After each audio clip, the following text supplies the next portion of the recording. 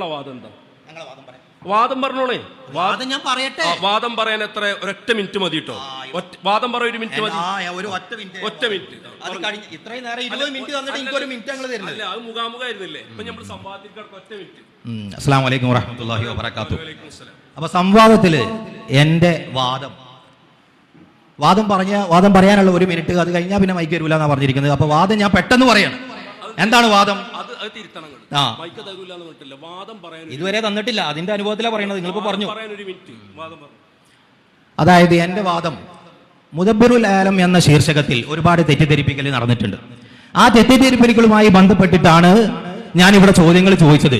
ആ ചോദിച്ചതിൽ മുഹീദ്ദീൻ ഷെയ്ഖെ രോഗം മാറ്റണേ എന്ന് പറയുമ്പോൾ മുഹീദ്ദീൻ ഷെയ്ഖ് കാരണമാണ്, അള്ളാഹുവാണ് രോഗം മാറ്റുന്നത് എന്ന് പറയാൻ പാടില്ല.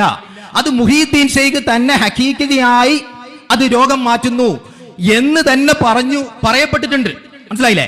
ആ ഒരു തെറ്റിദ്ധരിപ്പിക്കലിൽ നിന്നാണ് എന്റെ ചോദ്യം വന്നത്. അൻവർ ഉസ്താദിനോട് എന്താ ചോദിച്ചത്? അങ്ങനെ തെറ്റിദ്ധാരണ നിങ്ങൾക്കുണ്ടോന്ന്.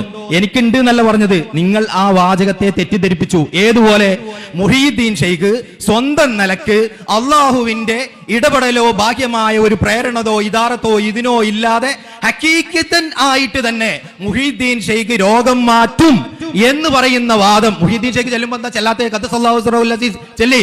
അപ്പൊ മുഹീദ്ദീൻ ഷെയ്ഖ് തന്നെ രോഗം മാറ്റും എന്ന് പറഞ്ഞ വാദം ഇവിടെ തെറ്റിദ്ധരിപ്പിക്കൽ ഉണ്ടായപ്പോഴാണ് മഹാന്മാരായ പണ്ഡിതന്മാർ ഇടപെട്ടത്. അതുകൊണ്ട് എന്റെ വാദം പറയാണ്, അള്ളാഹു ഔലിയാക്കൾക്ക് അമ്പിയാക്കൾക്ക് ഒക്കെ തദ്ബീറും തസറുഫും ഒക്കെ കൊടുത്തിട്ടുണ്ട്. അതിലൊന്നും ഒരു സംശയമില്ല.